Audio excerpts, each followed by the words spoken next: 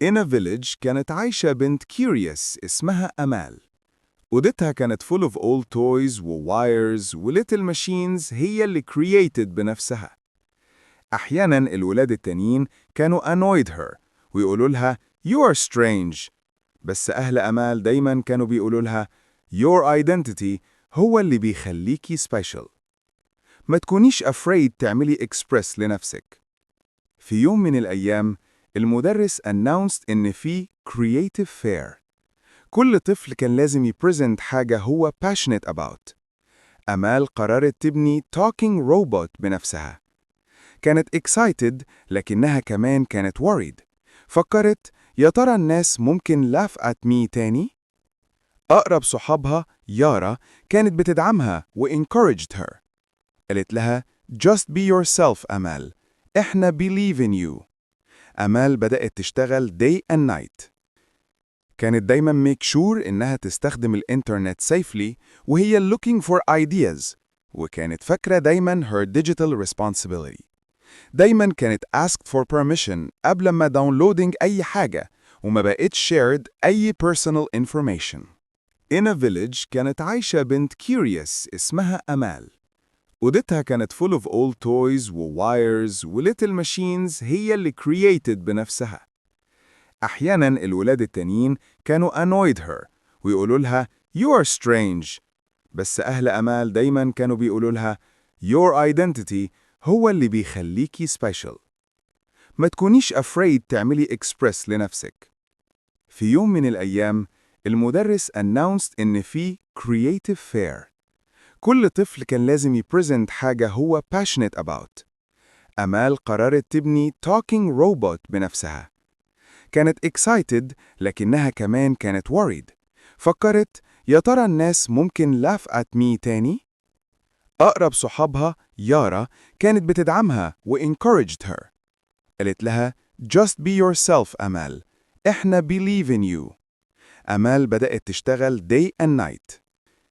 كانت دايما make sure إنها تستخدم الإنترنت safely وهي looking for ideas وكانت فاكرة دايما her digital responsibility.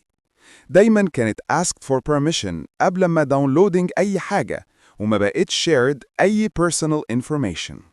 In a village كانت عايشة بنت curious اسمها أمال.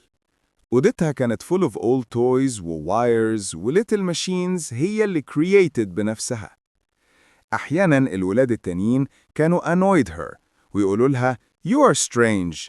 بس أهل أمال دايماً كانوا بيقولوا لها Your identity هو اللي بيخليكي special. ما تكونيش afraid تعملي express لنفسك. في يوم من الأيام المدرس announced إن في creative fair. كل طفل كان لازم يبريزنت حاجة هو passionate about. أمال قررت تبني talking robot بنفسها. كانت excited لكنها كمان كانت worried. فكرت يا ترى الناس ممكن laugh at me تاني؟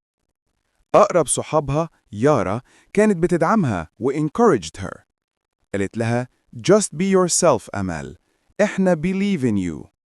أمال بدأت تشتغل day and night. كانت دايما make sure إنها تستخدم الإنترنت safely وهي looking for ideas وكانت فاكرة دايما her digital responsibility.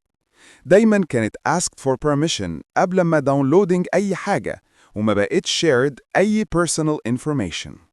In a village كانت عايشة بنت curious اسمها أمال.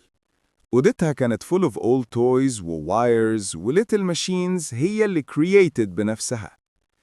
أحياناً الولاد التانيين كانوا annoyed her ويقولوا لها You are strange. بس أهل أمال دايماً كانوا بيقولوا لها Your identity هو اللي بيخليكي special. ما تكونيش afraid تعملي express لنفسك. في يوم من الأيام المدرس announced إن في creative fair. كل طفل كان لازم يبريزنت حاجة هو passionate about. أمال قررت تبني talking robot بنفسها. كانت excited لكنها كمان كانت worried. فكرت يا ترى الناس ممكن laugh at me تاني؟ أقرب صحابها يارا كانت بتدعمها و encouraged her. قالت لها just be yourself أمال. إحنا believe in you. أمال بدأت تشتغل day and night. كانت دايما make sure إنها تستخدم الإنترنت safely وهي looking for ideas، وكانت فاكرة دايما her digital responsibility. دايما كانت asked for permission قبل ما downloading أي حاجة، وما بقتش shared أي personal information.